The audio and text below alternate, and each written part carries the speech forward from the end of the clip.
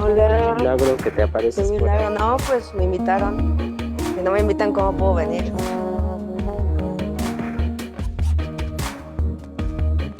¿Está bien si es electrónica o Sí, sí? sí, sí, sí. Les pregunto porque todavía hay los viejitos todavía la prefieren. Eh,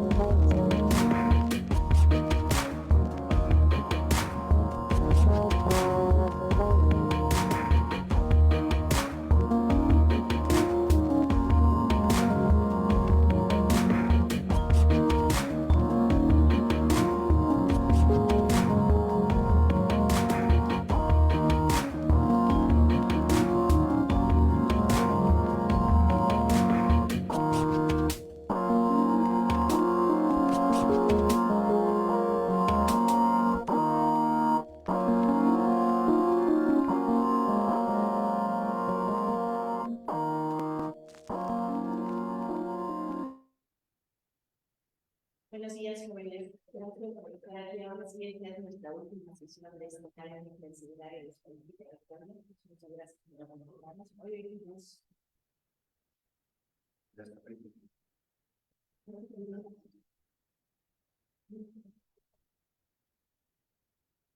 Bueno, me traiciona la tecnología, perdón. Pues hoy tenemos con mucho gusto aquí a Patricia León, que es actuaria egresada de la facultad. Hace no tanto, ¿verdad, Pati? No, no Hace mucho, no poquito. tanto. Ella, pues ya tiene una trayectoria amplia en el mercado laboral. Y en particular, no me sé los nombres legales, pero estuvo un rato en el grupo PepsiCo y ahora está en Coca-Cola. Entonces le pedimos que les contara un poco de cómo está el mundo allá afuera. Muchas gracias, Pati. No, Bienvenida. gracias por invitarme. Sí, sí, sí. Bueno, aquí, eh, de entrada, gracias por invitarme. Siempre es muy nutritivo tener este tipo de pláticas. Eh,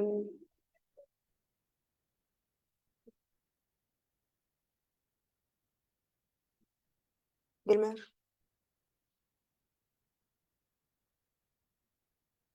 Les voy a platicar un poquito de mi background, ahí como comentaba justo la doctora.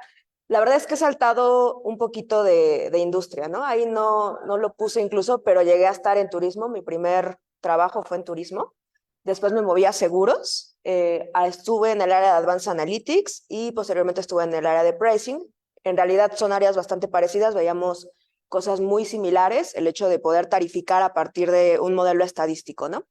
Después también estuve justo en Grupo PepsiCo, entré al área de Business Science, ahí para la parte de Advanced Analytics para marketing. Como saben, pues PepsiCo al final es una empresa de marketing, entonces hay mucha necesidad de poder establecer, digamos que guías, ¿no? O algunas soluciones que tengan que ver con ayudar a una optimización en el marketing.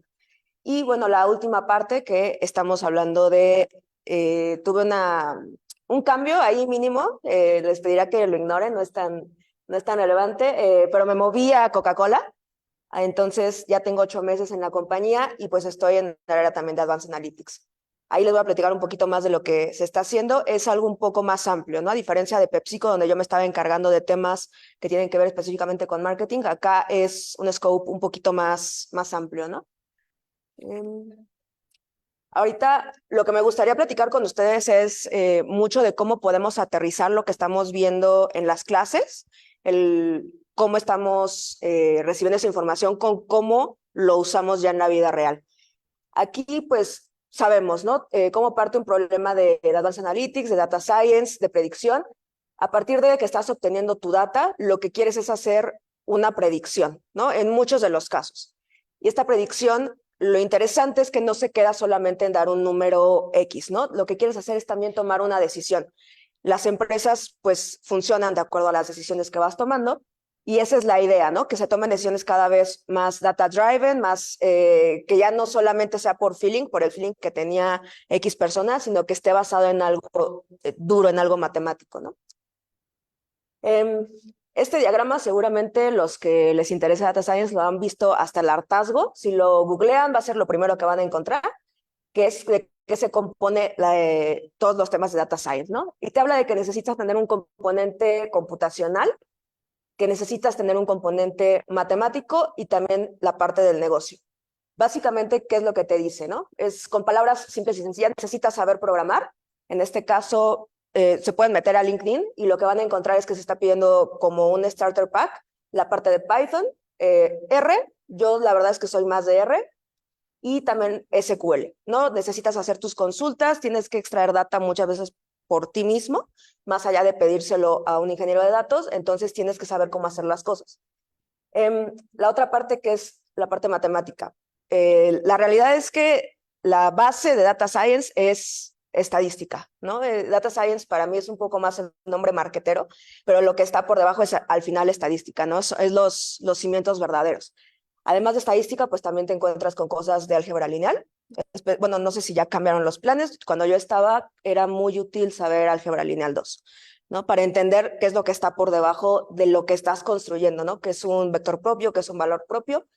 Y también la parte de cálculo, ¿no? Necesitas saber qué es un punto de cambio, ¿no? Para que cuando alguien te venga con una solicitud digas, ah, esto me suena que es un punto de cambio, seguramente hay una solución por ahí que nos pueda ayudar.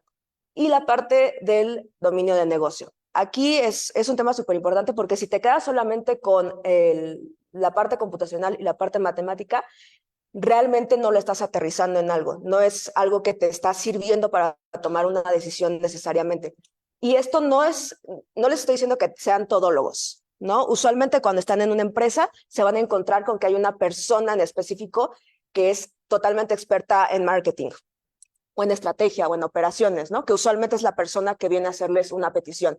Entonces, la idea mucho es, sí intenten meterse todo lo que puedan, intenten absorber todo eso, porque les va a facilitar muchísimo su trabajo, pero también siéntanse con esa libertad de ir y preguntar, de ir y decirle, oye, yo no soy una persona que es experta en marketing, ¿no? Entonces, explícame qué es un GRP, explícame qué es una impresión, ¿no? El ejemplo que yo siempre pongo es que la realidad es que al señor que reparte Coca-Colas en las tienditas de la esquina, pues no es como que yo le pueda enseñar mucho de cómo hacer su trabajo, ¿no? Es gente que lleva años haciendo eso y sabe cómo tiene que hacerlo.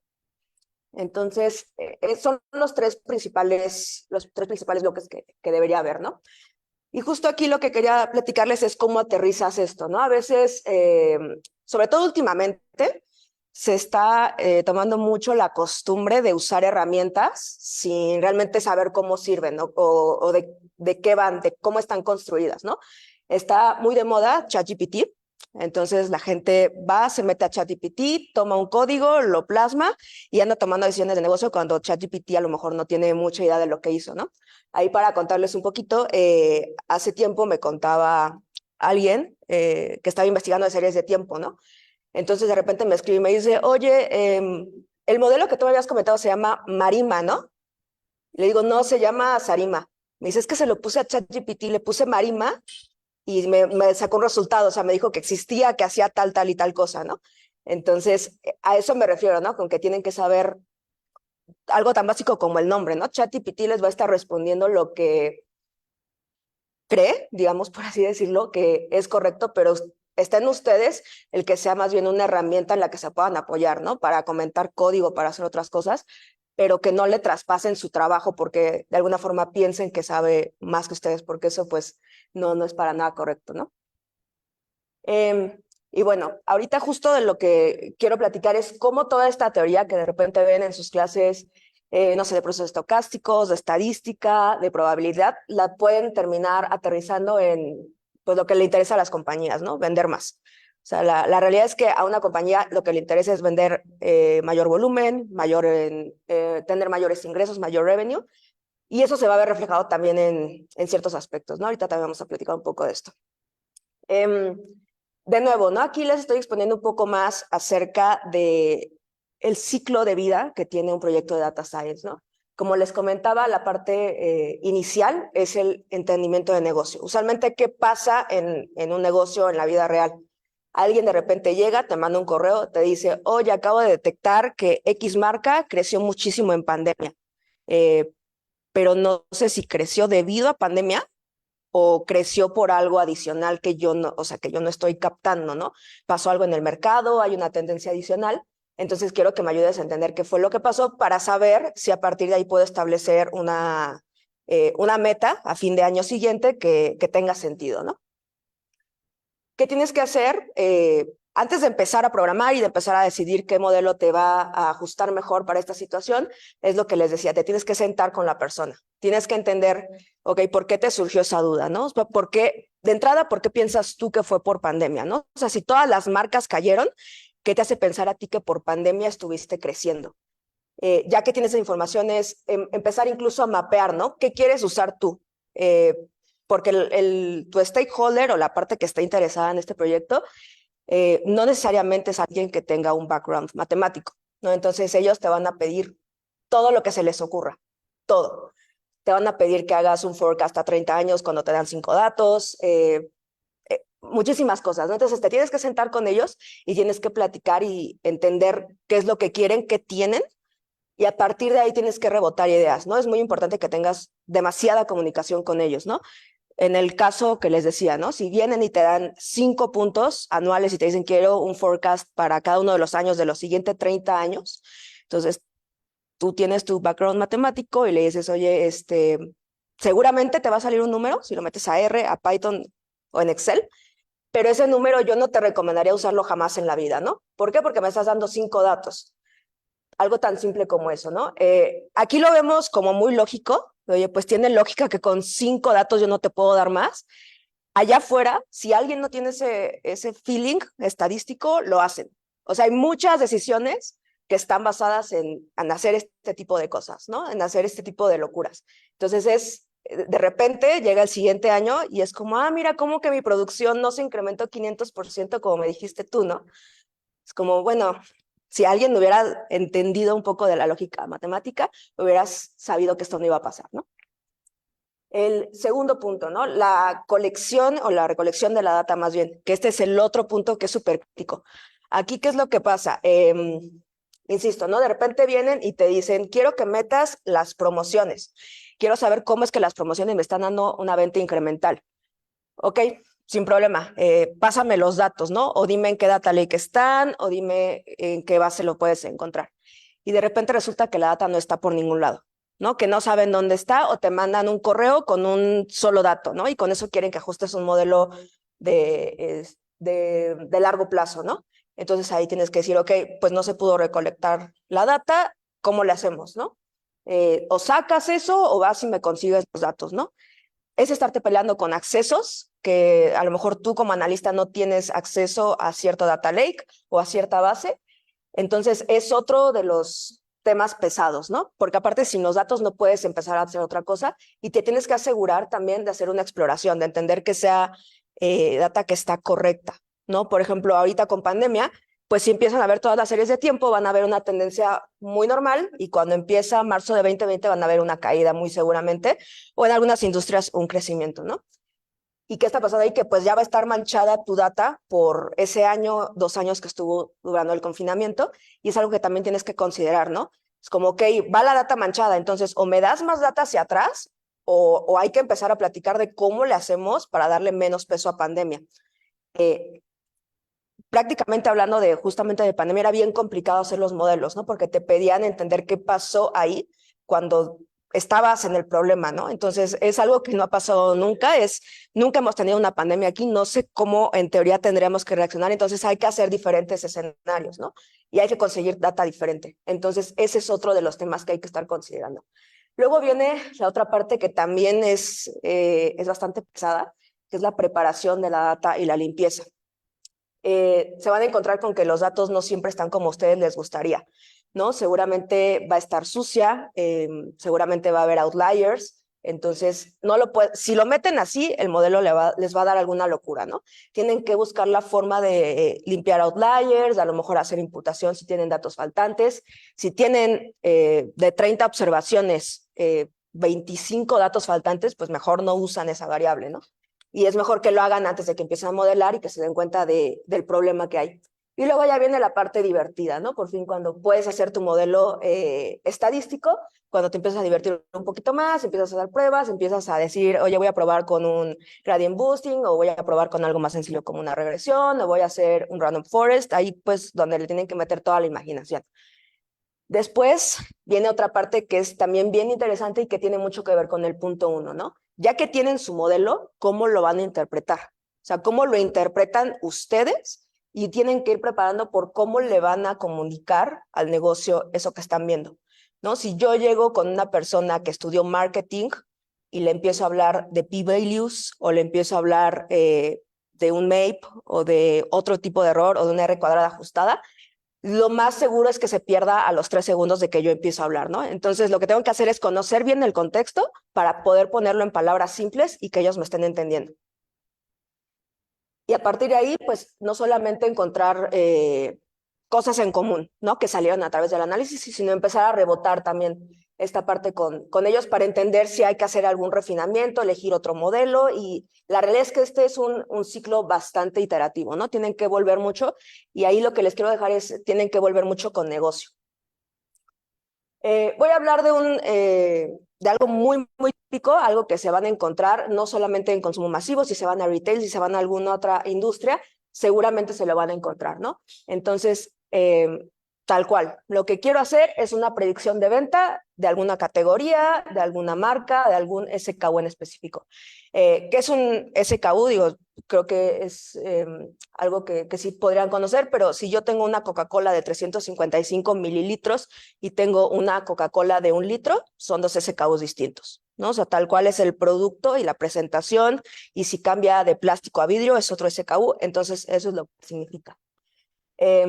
Lo primero que te viene a la mente es, bueno, si tengo que predecir, evidentemente, pues tengo que hacer un modelo predictivo y que sea más o menos black box, ¿no? Que puedas entender más o menos qué es lo que está saliendo. Debes entender cómo funciona, pero el hecho de que está al final es algo que también debes entender. Ahí puede sonar quizá a un punto muy básico, pero me gustaría preguntarles, ¿ustedes por qué creen que es muy importante, o por qué a ustedes en específico, si entran a alguna empresa de retail, de consumo masivo, de seguros, de lo que sea, por qué creen que es importante conocer esto? O sea, y les pediría ahí que lo piensen de la forma más egoísta posible. O sea, ¿por qué a ustedes en específico, no a la compañía, a ustedes por qué les interesaría que este número esté correcto cuando ustedes lo transmitan?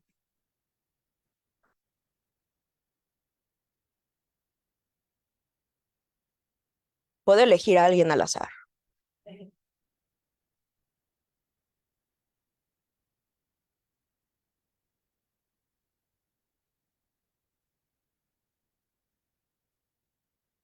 A ver, hiciste contacto visual. Ajá, ¿por qué te interesa que ese número vaya bien? Pero además de eso, o sea, te digo, piénsalo como una forma muy egoísta. O sea, ¿por qué a mí me interesa? Es parecido, ¿no? Las empresas lo que hacen usualmente es que entre las prestaciones que tienes es que te dan un bono anual que va sujeto a rendimiento. Para que se establezca esa meta y pues sepamos si en, no sé, febrero o marzo te toca el bono, tú tienes que decir, vamos a alcanzar participación de mercado en niveles de 60, ¿no? Entonces la empresa dice, pues tú me estás diciendo que el número que podemos alcanzar es 60, ese es el target. Si nos quedamos abajo, pues el bono no, o sea, no va a venir tan bueno. Si nos quedamos arriba, pues qué padre, ¿no? Pero eso es lo que tomas como referencia. Si tú entregas mal un número, o sea, si le entregas muy alto, si yo digo, vamos a crecer mágicamente a 70% de participación y nos quedamos en 65, pues no va a haber bono, ¿no? Seguramente no va a haber ni el 10% del bono. Entonces, por eso les decía, ¿no? Es algo que es muy lógico, es muy de ver por ti, por tu bienestar, porque te llegue el bono cuando quieres que llegue. Entonces, por eso te interesa que el número vaya correcto, ¿no? Por eso es que se tienen que hacer las cosas bien, más que otra cosa. ¿Qué opciones podemos tener ahí, no? Usualmente la data que está usándose en consumo masivo está muy correlacionada entre sí, ¿no? Tenemos la variable target, o sea, esa que queremos explicar, va a ser ventas, ¿no? Digamos, ventas en volumen. ¿Cuántas cajas unidad o cuántas botellitas yo voy a estar vendiendo? Y lo quiero explicar a través de precio, obviamente.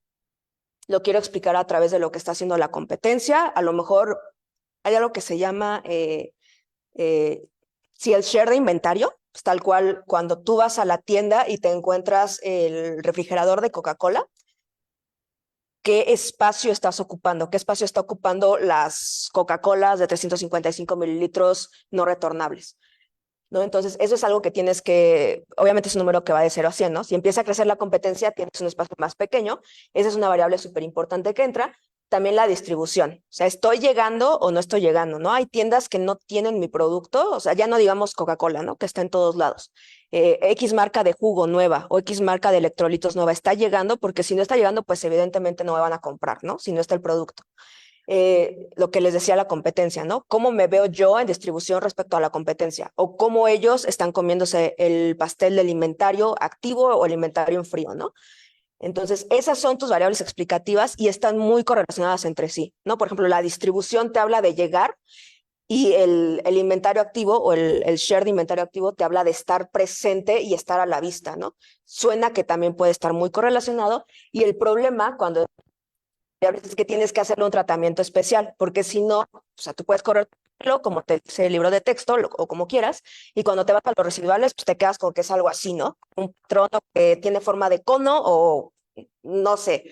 Entonces, es algo que tienes que empezar a revisar desde ahí. Algo que nos ayuda bastante en eso y también cuando tienes poquitas observaciones, pues son los métodos penalizados, ¿no? Un reach, un lazo, un elastic net, que tienen un parámetro y que te ayuda a saber qué tanto tienes que penalizar ciertos coeficientes.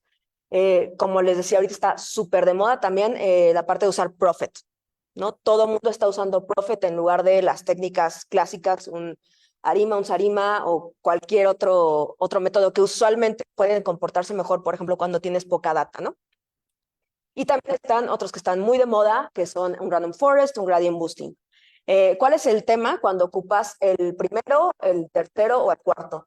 Que usualmente, bueno, más bien, no están hechos para lidiar directamente con una estructura de tiempo, ¿no? Si tú tienes tu venta a través de 3 años, suena lógico que la venta que voy a tener en diciembre tenga que ver con la venta que tuve en noviembre y con la que tuve en octubre, ¿no? Entonces, ahí nada más tienes que meter algunos ajustes adicionales, tienes que transformar tu data, pero justamente este tipo de cosas son las que ustedes saben porque llevaron estadística 2, ya no me acuerdo cuál es el nuevo nombre, porque llevaron estadística 3, entonces saben que tienen que hacer algo, porque no pueden hacer lo que, o sea, lo que quieran, ¿no? Tienen que cumplir con una estructura de tiempo, una tendencia, con estacionalidad, ta. Entonces, nada más tener como ese asterisco ahí, a lo mejor metes lags a las variables, tienes que hacer una validación, o sea, el modelo que tú agarras tienes que hacer una validación, entrenas tu modelo en una mayor parte de los datos, un 70, 80, 90%, y validas sobre el resto. Usualmente, ¿qué se hace para esta validación, no? Haces una revoltura de todos tus datos y tomas al azar algunos, ¿no? Con las series de tiempo, pues no es así, no es tan así. ¿Por qué? Porque si yo voy y le quito un pedazo en una estructura de tiempo, estoy rompiendo esa estructura de tiempo, ¿no? ¿Qué pasa si por pura mala suerte en esa selección random de observaciones para la validación, agarra casi todas las que tienen que ver con pandemia? O sea, a la hora de validar, mi error va a estar enorme, ¿no? Entonces, lo que tienes que hacer para esa validación usualmente es ir tomando pedazos que van incrementándose a través del tiempo para que vayas entendiendo qué también ajusta tu modelo, ¿no? Y lo vas probando y puedes entender cuál de todos tus modelos tiene un mejor error, ¿no? Cuál de ellos se está equivocando menos cuando ya lo pruebas con la data que está fuera del entrenamiento. Y otro tema que no es trivial, ¿no? Muchas veces te dicen, no solamente quiero saber cómo se predice, sino también quiero saber por qué X cosa me va a traer más venta o más incremental. Entonces ahí está el hecho de que tengas que agregar alguna capa de explicabilidad. ¿Por qué? Porque no necesariamente es tan fácil explicar los resultados a la gente si tú usas un random forest, ¿no? O si usas gradient boosting. Si usas una regresión, no es perfecta la traducción que haces, pero tienes coeficientes, ¿no? Y sabes que tu coeficiente te está diciendo que por cada unidad que tú incrementas en tanto vas a tener X incremental en la venta, ¿no? Pero lo que les digo, aquí no es tan directo, ¿no? Si quieres usar algo más sofisticado, porque no es que estemos descartando en sí la regresión, pero es que es un modelo que a veces se queda bastante corto contra lo que tenemos que hacer. Es decir, estaría increíble que las ventas tuvieran un comportamiento lineal, ¿no? Que siempre crecieran o que sabes en el momento en que va a decrecer, pero no es así, ¿no? O sea, la realidad es que tienes estacionalidades, tienes valles, tienes picos, entonces esas son las cosas que tienes que ir mapeando. Por eso es que pongo más otro tipo de opciones que pueden capturar mejor este tipo de problemas, ¿no? Entonces, ahorita vamos a platicar también un poco de las opciones que hay de capa de explicabilidad, pero son las principales, ¿no? Hay muchas más opciones, ahí las pueden también revisar. Si quieren intentar pues con una regresión lineal múltiple, pues también se puede. Pueden ocupar algún otro modelo. Y bueno, aquí otra parte que viene es que si ocupan uno de estos modelos, un Prophet, incluso los preanalizados que tienen tu parámetro de regularización, tus árboles, entonces tienes que hacer una afinación de parámetros, ¿no? Una vez con unas consultores que teníamos en una empresa, nos decían que estaban haciendo estos modelos de predicción con un modelo bayesiano, ¿no? Entonces nos pasaron el código y cuando veo el código, es un código en R que tiene una línea. O sea, el modelo bayesiano lo hicieron con una línea. Y eso se lo vendieron a la compañía en no sé cuánto dinero, porque hasta cobraban en dólares, ¿no? O sea, era una compañía bastante corta de capacidad, que está aquí en México, no voy a decir el nombre, pero decías, órale, ¿no? ¿Cómo le haces para aplicar estadística bayesiana en una línea de código? Pues eso tampoco es algo que te está dando un buen resultado, ¿no? E insisto, piénsenlo no como, o sea, obviamente quieres que tu trabajo luzca, ¿no? Y que te feliciten por los resultados y que estás haciendo algo bien, pero piénsenlo con algo tan simple, ¿no? Si yo la riego y doy un número que está mal, o sea, me quedo sin bono y toda la compañía se va a quedar sin bono por mi culpa, porque yo fui y empecé a dar un número basado en algo que acabo de googlear. Entonces, no hay que hacer una selección ahí extraña de hiperparámetros. ¿Qué es lo que se suele usar, no? Establecer rangos. Digamos, por ejemplo, para Prophet, ¿no? Quieres empezar a revisar los puntos de cambio que puedes tener por ahí. Entonces, estableces justo este rango de valores, empiezas a crear pues un grid, una malla, ¿no? Con posibles combinaciones y haces que itere sobre esas posibles combinaciones para encontrar la mejor opción y la mejor combinación de hiperparámetros que aplica este caso, ¿no? No es como que tú vayas y vayas probando uno por uno, porque si vas probando uno por uno nunca vas a acabar y ya te están pidiendo la cifra y nunca va a llegar y no va a haber bono y no va a haber absolutamente ningún crecimiento esperado, ¿no? Entonces, tomen en cuenta esto, ¿no? Hay otras formas también de hacer una búsqueda y optimización de hiperparámetros. Esta es la más común. Ahí tomen en cuenta con este y con cualquier otra que van a tener un problema de tiempo de ejecución, ¿no? Tiempo máquina. O sea, puedes, en uno de esos casos, dejar corriendo la optimización, irte a nadar, irte a comer, regresar, y a lo mejor apenas se está acabando. Entonces, dependiendo también de la máquina que tengan y de qué estén intentando optimizar, ¿no? Entonces, es algo que deben tomar en cuenta. Siempre se tiene que hacer lo mejor posible en estos casos. Ahora, hablando un poco más del proceso de explicabilidad, como yo les digo, ¿no? De repente no es como ok, ya me diste el número, ¿no? Ya sé que vamos a tener una participación de mercado esperada de 60 puntos, pero quiero saber qué es lo que está empujando la venta, ¿no? ¿A qué le tengo yo que dar prioridad? Entonces, ahí hay alternativas, ¿no? A mí la que se me hizo interesante y que está muy a la mano y que hay librerías que ya lo pueden hacer, o sea, nada más tiene que meterse un poquito a leer y si alguien ya llevó teoría de juegos, pues seguramente les puede sonar común, que es la parte de los Shapley Values, ¿no? ¿Qué hace esto? Es verlo como un juego. ¿Cuál es el juego? Vender más. ¿Y cuáles son los jugadores? Tu price index, tu inventario activo, tu distribución, tu temperatura y la tasa de empleo, ¿no? La participación laboral. Esos son los jugadores. Si quieres saber cuál está contribuyendo más y cuál está contribuyendo menos con un valor en específico en un mes en específico, ¿no? Entonces, lo que hace es crear un subconjunto, empieza a sacar combinaciones, ¿no? ¿Qué pasa si yo quito el price index? ¿cuánto me está dejando de aportar en venta, ¿no? Siguiente combinación, ¿qué pasa si yo quito el inventario activo? Y así se va con todas esas, ¿no? Obviamente, si tienes más variables, eso va a estar tardando más porque tienes que estar sacando las combinaciones de variables que vas a estar teniendo. ¿Y qué te está dando? Pues es una estimación, te está dando al final la esperanza de ese valor de venta en cajas unidad de una categoría determinada, ¿no? Digamos, refrescos de cola, refrescos saborizados, bebidas deportivas, la que ustedes quieran, ¿no? Ahí, ¿qué es lo que pueden ver? Pues que el price index mueve bastante más, ¿no? Lo que se está calculando es como la competencia entre nosotros, ¿no? La compañía que tenemos. Entonces, ¿qué pasa? Que si tú te haces más caro que tu competencia, pues vas a estar perdiendo, ¿no? Obviamente tienes que revisar ahí curvas de precio, hasta dónde te da la elasticidad, pero ese es uno de los problemas que te puedes encontrar de repente. Tienes que ir revisando estos temas de precio. Igual, el inventario, lo que les decía, ¿cómo te ves contra la competencia? Si ellos empiezan a incrementar más inventario que tú, entonces te están quitando visibilidad en el punto de venta, ¿no? Y es algo que también tienes que ir tomando en la ecuación. La distribución es lo mismo. La temperatura aquí depende bastante de la categoría donde te encuentres. Hay categorías donde le pega mucho la temperatura. Por ejemplo, el agua, ¿no? Es lo principal. Si tienes sed, vas y tomas tu botella de agua. Hay países donde incluso puede pegar más la parte macroeconómica, ¿no? En Chile tienen una muy buena calidad de agua potable.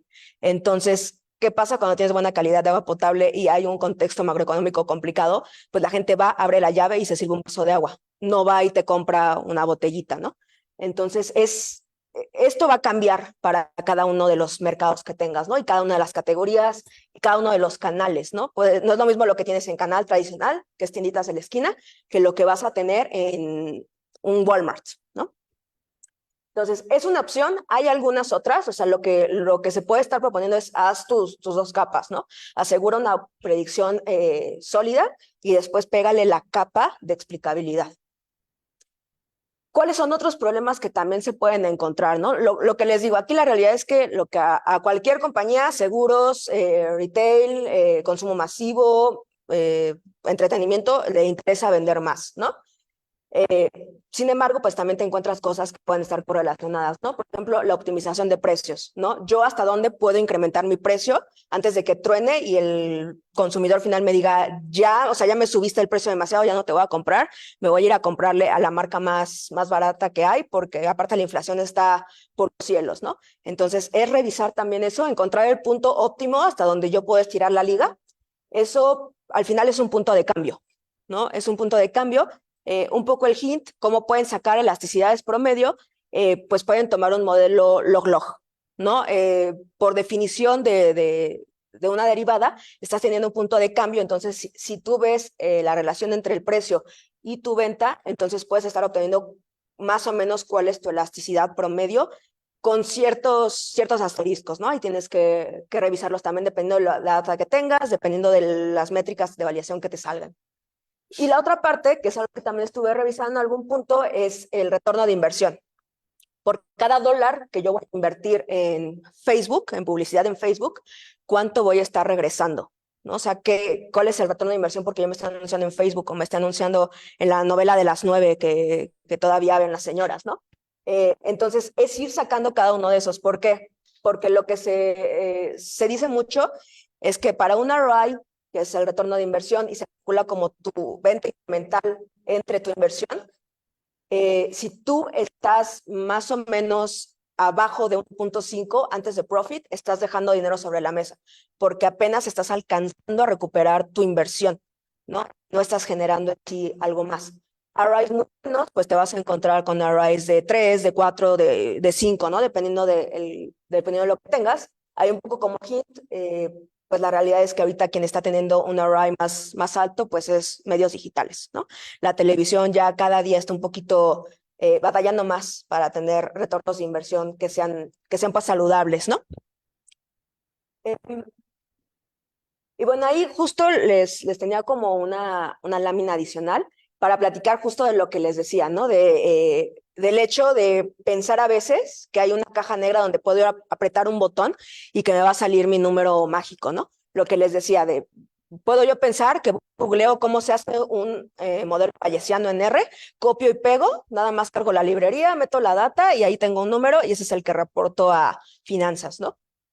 No es así, ¿no? Tienen que empezar a revisar, o sea, por ejemplo, ¿para qué quieres un modelo bayesiano, no? O sea, tienes información a priori sobre la distribución que estaría siguiendo X cosa, y si no, pues ¿para qué quieres hacer un modelo bayesiano, no? Que, o sea, no, ¿para qué lo harías en lugar de hacer una regresión clásica, ¿no? O hacer algún otro tipo de modelo?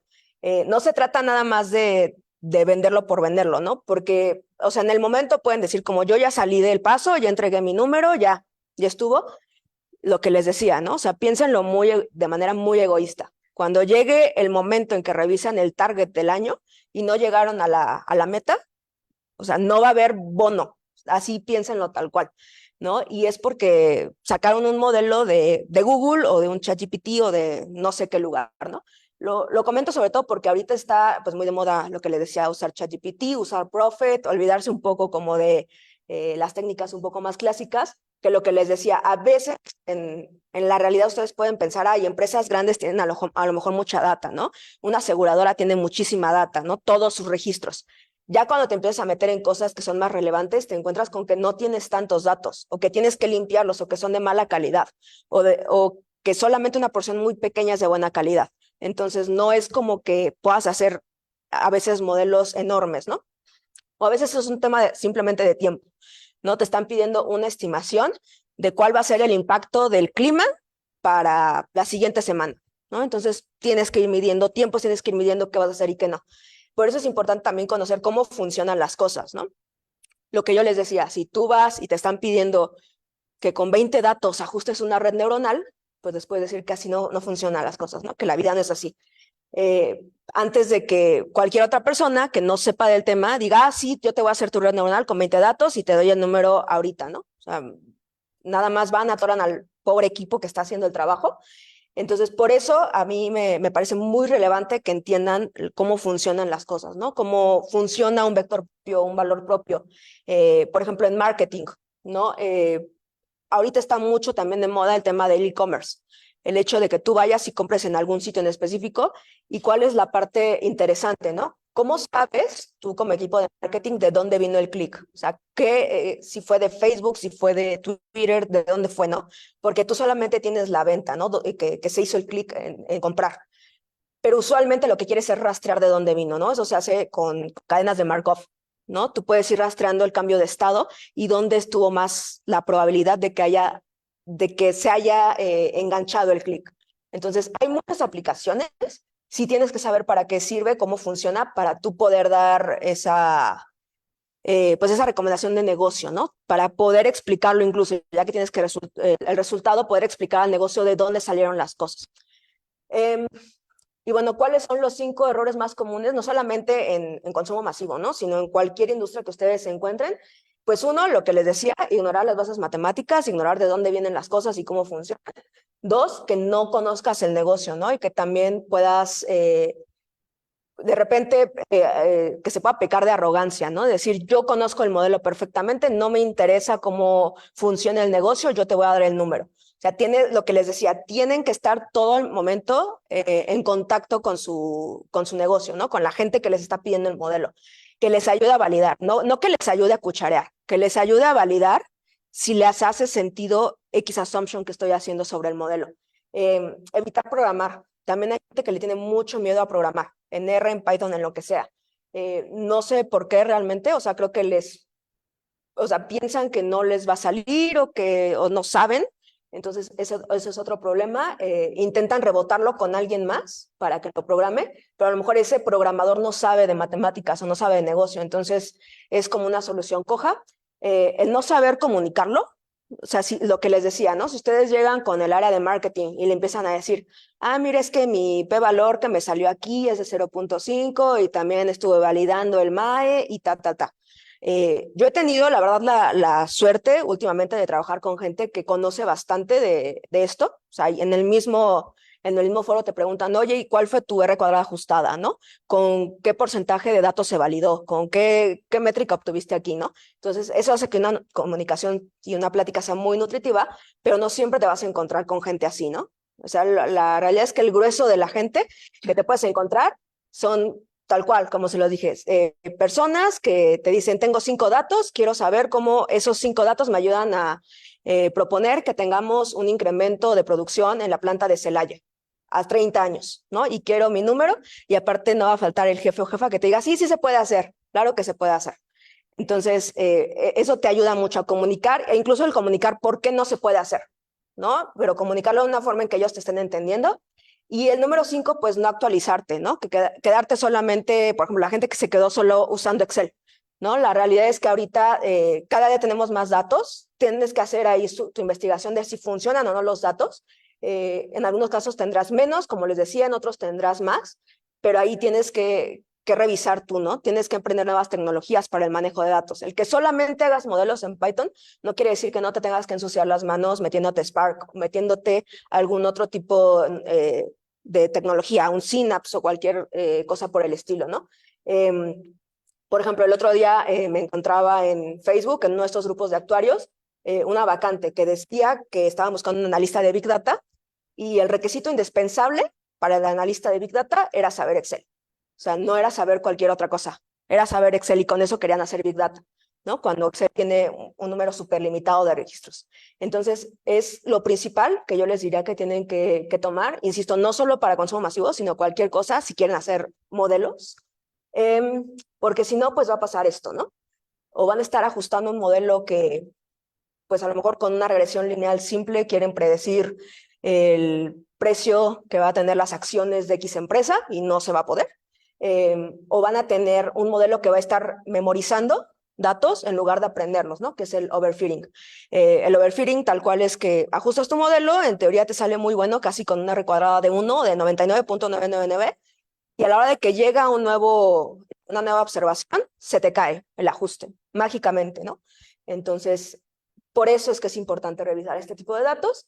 Y bueno, también como el por qué seguir por este camino de la estadística para ir aterrizando en todo este tipo de problemas de negocio. La realidad es que te da mucha solidez conceptual, ¿no? Al tener también las bases matemáticas, te da mucha credibilidad. Cuando tú presentas con negocio y sabes de lo que estás hablando, se quedan muy tranquilos. En cambio, cuando empiezas a titubear y es como, es que creo que usé una regresión, pero ya me acordé que no usé una regresión, usé una serie de tiempo, usé una red neuronal con 5 datos, y la persona con la que estás hablando sí sabe, entonces hasta ahí llego, ¿no? O sea, no te van a estar escuchando ya. Si les dices, no, es que tengo el modelo perfecto, ¿no? Que te predice el 99.9% de tu varianza. Pues es algo que no debería pasar, ¿no? Te da mucha versatilidad, ¿no? Yo lo que les comentaba, yo empecé en turismo, me moví a seguros y después me moví a consumo masivo. Y he visto mucha gente que se mueve así, ¿no? Empieza en seguros, luego se va a farma, se va a consumo masivo, se va a retail, pone su propio negocio. Entonces te da mucha versatilidad. No es como que te amarres a estar en un lugar, ¿no?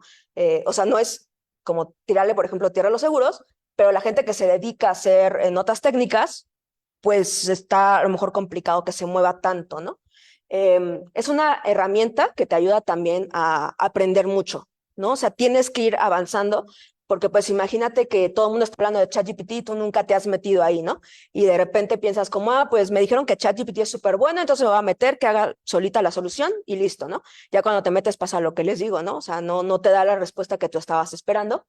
Pues mucho el desarrollo continuo, ¿no? La verdad es que el mercado está competitivo en términos de que también lo que decía, ¿no? De repente hay mucho data scientist de botón, que nada más le aprieta y saca ahí un modelo bayesiano con una línea de código, pero el hecho de que tú te estés desarrollando de manera continua sí marca la diferencia. O sea, sí puedes llegar tú y decir, es que esto no funciona, este modelo no está funcionando, entonces o cambiamos de agencia o traemos a alguien interno, pero esto no está funcionando, ¿no? Y eso ayuda a que te vayas desarrollando mucho y que no te quedes estancado en algo. Entonces, pues esos son los principales puntos que quería tocar con ustedes. Es la información que les traía. No sé si alguien tenga alguna duda, algún comentario, alguna queja. Muchas gracias, Patricia. Bueno, vamos a comenzar entonces con las preguntas y dudas. ¿Hay alguien de aquí que tenga preguntas? Bueno, te quería preguntar varias cosas. La primera es si no te gustó seguros y por eso te saliste o qué pasó. ¿Y cómo le hiciste para entrar tanto a Pepsi como a Coca? Y si tienes, o sea, dijiste que estudiaste actuaría, pero aparte tienes como una especialidad o un diplomado o una maestría o algo así. Ok, bueno, a ver, voy punto por punto. La verdad es que los seguros nunca me encantaron. O sea, desde que estaba en la carrera, pues a mí me gustó proba cuando llevé proba, me gustó estadística cuando llevé estadística, me gustó estocásticos cuando llevé estocásticos, y sí veía seguros un poquito, no me encantaba, ¿no? La verdad es que cuando yo estuve ahí, cuando estuve en HDI, es una muy buena empresa, porque, por ejemplo, cuando yo entré, nadie estaba haciendo tarifas con modelos estadísticos, ¿no? Todos eran como de, así estoy sacando mi tarifa. Y de HDI estaba haciendo las cosas distinto. Entonces, eso me gustó mucho, pero aún así, o sea, a mí lo que siempre me llamó la atención es algo que estuviera fuera del típico rol de seguros, ¿no? Era analytics y todo lo que quieras, pero sigue siendo seguros, ¿no? No me sentía muy apasionada. Entonces, pues llegó la opción de, que ahí es contestar la segunda pregunta. Tal cual, o sea, yo estaba un día de diciembre, estábamos, creo que comiendo alitas ahí con los amigos del trabajo, y de repente me llega un correo de, oye, es que vi tu perfil en LinkedIn, soy de PepsiCo, está abierta esta vacante de Marketing Analytics, entonces me gustaría saber, Y yo como, bueno, o sea, no, la vez que ni siquiera estaba como, o sea, yo estaba comiendo alitas y estábamos tomando cerveza, ¿no? Entonces no fue una decisión tan razonada. Empecé a tener la primera entrevista con RH, me fui de vacaciones, en enero tuve la entrevista con la que después fue mi jefa, o sea, yo tranquila, ¿no? Y de repente, te tienes que hacer unos exámenes médicos y tienes que pasarnos y fue cuando dije, ok, creo que me quedé, entonces, al final era eso, ¿no? O sea, es como, me gusta mucho estar aquí, pero consumo masivo es lo que siempre me había llamado la atención, y de Coca-Cola, tal cual, o sea, yo empecé a notar que se estaba armando un equipo, allá, o sea, empecé a ver como ciertas señales, y dije, pues voy a aplicar, ¿no? O sea, empecé a ver la descripción del trabajo. Dije, pues como que suena mucho a lo que yo hago y a lo que me gustaría hacer, voy a aplicar. Me informé de que no hubiera ahí un problema o sea, eh, que haya firmado yo algo que no me pudiera mover, y ya cuando me aseguré que no, pues me moví, o sea, platiqué con la que ahora es mi directora, con la que es mi jefa, y pues me gustó mucho la visión que están teniendo, ¿no? O sea, la verdad digo, no es porque esté ahí ahorita, pero es un lugar muy padre. O sea, es un lugar donde hay una cultura de datos interesante, están muy interesados en que la gente esté aprendiendo. Me he encontrado gente que tal cual, ¿no? O sea, se dedica a estrategia y te empieza a preguntar, oye, pero esta red neuronal, oye, pero ¿qué parámetro usaste? Oye, pero se puede hacer esto, o diciendo ellos tal cual, ¿no? Yo entiendo que no tenemos mucha data para hacer el modelo. O sea, eso jamás yo lo había escuchado en ningún lado, ¿no? Entonces, eso está muy padre. ¿Y cuál era el tema del posgrado, no? Justamente en enero empiezo la maestría, en enero, en ciencia de datos. Sí había estado buscando porque las opciones que hay de repente no eran no se ajustan tanto a tus horarios de trabajo, ¿no? Entonces, pero ya encontré una que pues sí tiene como un buen programa, que sí tiene buenos horarios, entonces en enero empiezo la maestría y les cuento qué tal. ¿Alguien más tiene preguntas? Déjame.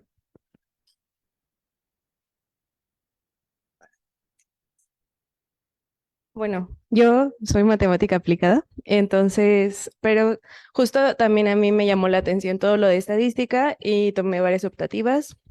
Entonces, quería preguntarte, porque yo justamente veo que casi para estos trabajos, bueno, yo estoy terminando, entonces casi para estos trabajos veo que piden a un actuario y que igual mis amigos me platican muchas veces de, no, pues es que me gané un actuario, ¿no? Como que siempre el puesto se lo lleva un actuario, Ujú. porque pues se supone que es lo que como que pues le saben más, ¿no?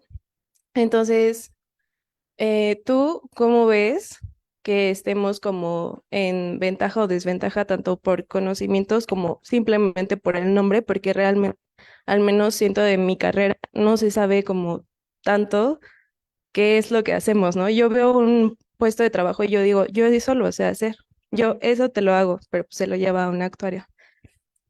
O sea, ustedes apliquen tal cual. Ustedes de repente se detienen por decir, ay, incluso de las tareas, ¿no? De 10 tareas, solamente sé hacer 6, no voy a aplicar. O sea, hay gente que sabe hacer una, aplica y se queda, porque sabe cómo venderse. O sea, yo de lo que he visto, me ha tocado trabajar con actuarios que son de aquí, con actuarios que son de FES. Me ha tocado trabajar con perfiles más random, con químicos en alimentos. Me ha tocado trabajar con economistas, y la verdad es que estos dos últimos perfiles son, o sea, en mi experiencia, lo que yo he visto, no nos compiten a ciencias, o sea, tal cual, específicamente a ciencias.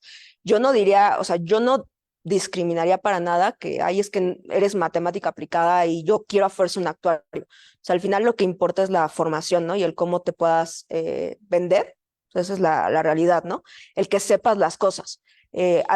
Yo te diría que sí es como un poco más de, o sea, yo creo que hasta coincidencia que exactamente se lo hayan llevado a actuarios, porque yo jamás he visto, o sea, eso, cuando estaba en seguros teníamos mucho la cosa de contratar actuarios, pero pues era seguros, era como muy de nicho, entonces pues no hacía sentido que contrataras un contador, ¿no? Este, hay lugares donde lo hacen, ¿no? Pero, o sea, yo te podría decir que específicamente de ciencias y con el tronco común que tienes y con toda la preparación y las materias que vas llevando de estadística, de bayesiana, de multivariado, o sea, sales perfectamente preparada para que le puedas competir el puesto a alguien, ¿no? O sea, sí, yo sí veo una ventaja específicamente con la gente de ciencias. O sea, yo los he entrevistado, yo he trabajado con ellos y te puedo decir que no es lo mismo trabajar con, este, bueno, ahí seguramente si ven el video van a saber, no es lo mismo trabajar con un economista o no es lo mismo trabajar con un químico en alimentos que jamás en su vida han tocado y que no saben cómo funciona una regresión, alguien que llevó materias específicas de eso, que llevó análisis multivariado. Entonces, sí hay una ventaja muy grande. ¿Alguna pregunta de los que están aquí?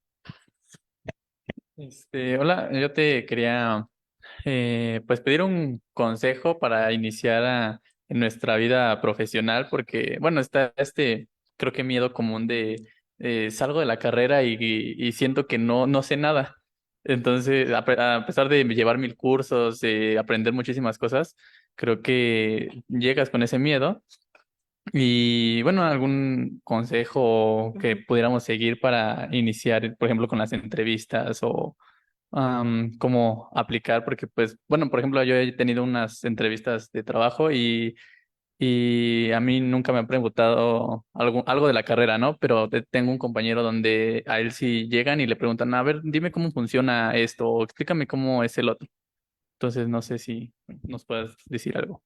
Ahí depende mucho de quién te entreviste y de en qué empresa, ¿no? Yo, o sea, tal cual cuando salí de la carrera, pues había entrevistas donde solamente me preguntaban si sabía Excel, ¿no? Y era como, pues, de hecho no, porque yo me estuve dedicando más a aprender R y Python y pues sabía hacer tablas dinámicas, pero pues no es como o sea, hay gente que ya tiene como 50 años usando Excel, pues no era el caso y la verdad es que yo a la fecha sigo sin ser muy fan de Excel, y pues yo contestaba honestamente, ¿no? O sea, y también me fijaba en la descripción del puesto, ¿no? Si decía recién egresados o con poquita experiencia, pues no es porque, o sea, no es como que yo tuviera que saber todo, ¿no? O sea, la realidad es que si el perfil dice recién egresados, todos van a estar exactamente igual que tú.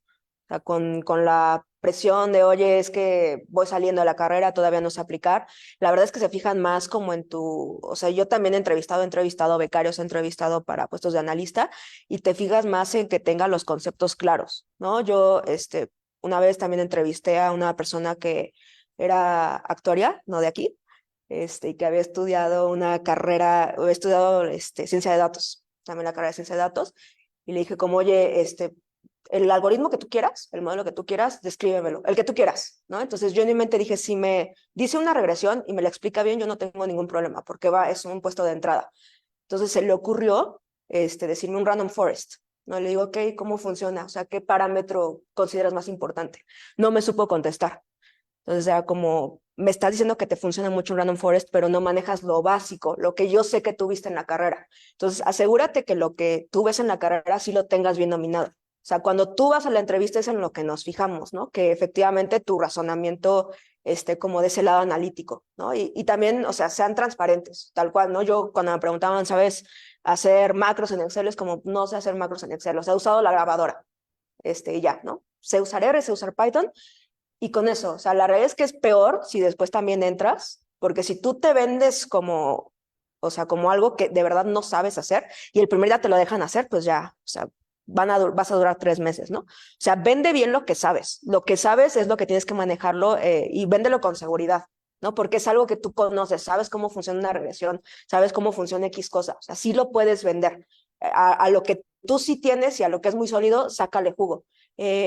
Adicional, ¿no? Eso ya no tiene tanto que ver con la parte técnica, pero investiga de la empresa, ¿no? De repente incluso, pues métete ahí esto que era a quien te va a entrevistar, o sea, más o menos para que te des idea de la corriente de razonamiento que tiene, ¿no? Si dices, si ves todas sus publicaciones, likes de ChatGPT, de inteligencia artificial y de todo eso, es como, ah, mira, es alguien que tal vez sí sepa, entonces le tengo que hablar en otro tipo de lenguaje, ¿no? Y algo que también se fijan mucho es que sepas comunicar, ¿no? Cuando eres recién egresado, la verdad es que, o sea, se nos complica porque nosotros seguimos pensando en p-values y seguimos pensando en métricas y seguimos pensando en demostraciones, y allá lo que te piden es, o sea, todo eso está increíble, te ayuda mucho al razonamiento, pero ¿cómo me lo explicas a mí? O sea, ¿cómo el p-value me ayuda a vender más? ¿No? Entonces, si tú entiendes muy bien tus bases, explícaselo al entrevistador con algo que te pueda entender, porque no necesariamente te va a entrevistar un doctor en estadística, ¿no? Te puede entrevistar a alguien que estudió economía, te puede entrevistar a alguien que estudió cualquier otra cosa.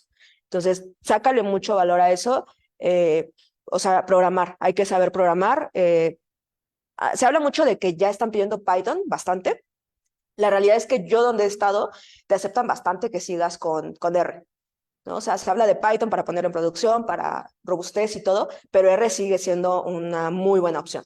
Entonces, con que sepas programar, con que sepas matemáticas y, o sea, la verdad es que el mundo se sigue moviendo con Excel, pero, o sea, no es necesario que sepas, que tengas 50 cursos en Excel, ¿no? Una maestría en Excel. O sea, que lo sepas bajar, que sepas cómo usar un buscar B, lo básico, ¿no? Muchas gracias.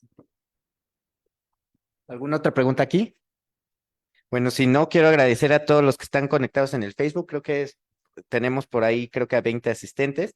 Y también hay algunas preguntas en el Facebook. Voy a empezar de abajo para arriba para ir. Es Pilar Valencia, dice, ¿dónde estudiarás? Supongo que de la maestría. Sí, en la Panamericana. Ok. Luego, Max dice, ¿qué red social recomiendan para invertir en publicidad? Para invertir en publicidad, pues la verdad es que depende de tu marca. Hay marcas a las que les va muy bien en TikTok, o sea, está muy de moda.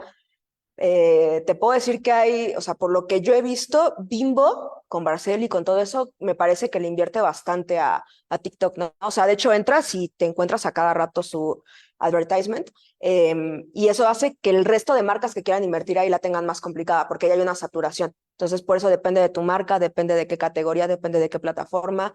Entonces, es muy variado. Sergio Martínez, muchas veces las empresas están detenidas por regulaciones, es decir, no es tan posible usar modelos de machine learning. Desde tu experiencia, ¿cómo se puede atacar estas situaciones donde las restricciones te limitan a usar ciertos tipos de modelos? Eso yo creo que principalmente pasa en bancos y en aseguradoras, ¿no? Por ejemplo, una vez cuando estaba en aseguradora,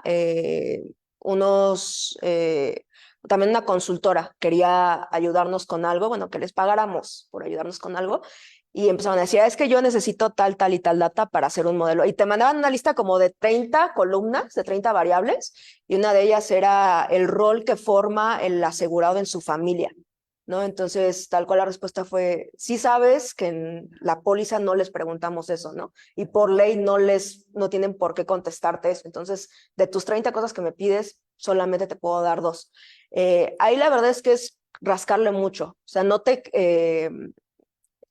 o sea, asegúrate de temas de competitividad. O sea, justo lo que platicamos antes de que empezara esto, asegúrate de que no estés incumpliendo alguna ley, o sea, un tema de competitividad con otras empresas, y busca dentro lo que hay. O sea, cuando le rascas con la gente en específico, resulta que a lo mejor no tienen tus datos de promociones o de marketing en un data lake, ¿no? Pero lo tienen en Excel, aunque sea, pero sí tienen un histórico robusto. Entonces, ves cómo lo puedes ir incorporando. Es más, el consejo de ese lado, o sea, vele rascando que puedes encontrar. La verdad es que cuando le rascas sí encuentras cosas de valor.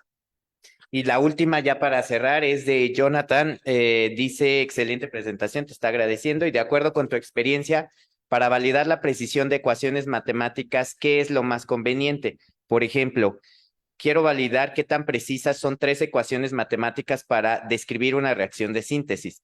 ¿Qué modelo estadístico sería más recomendable para validar estas ecuaciones?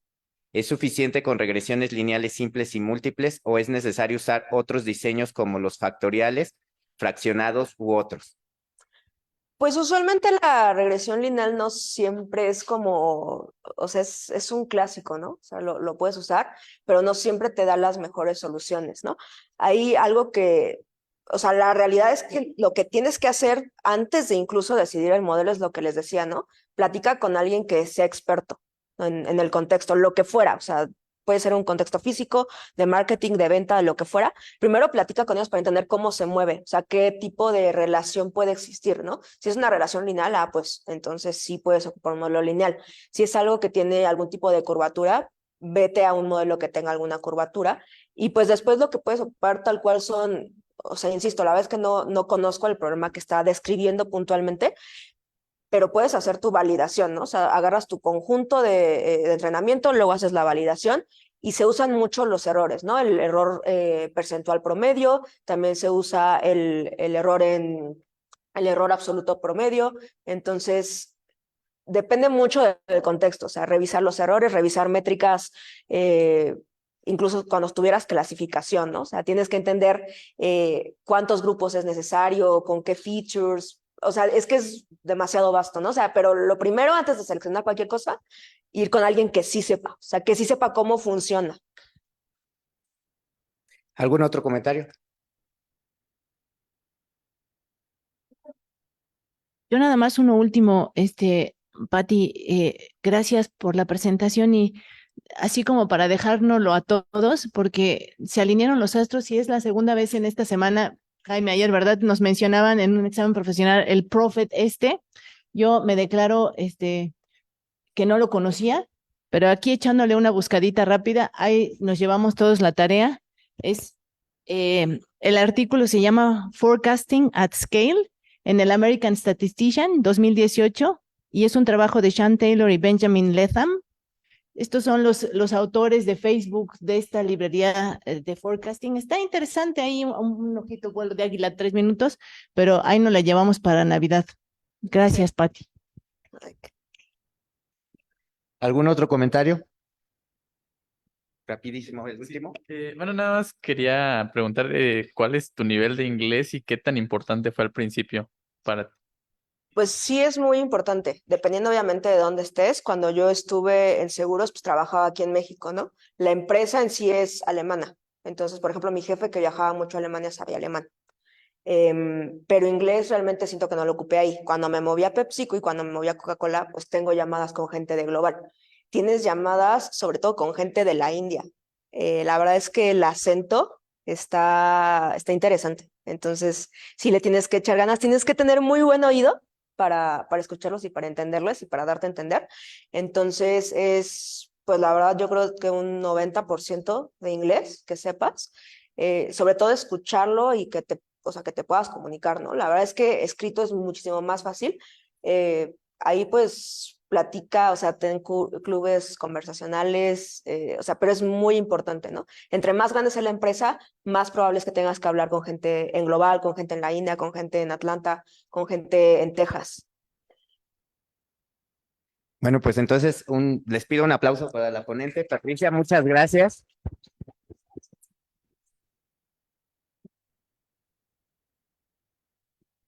¿No? ¿De qué?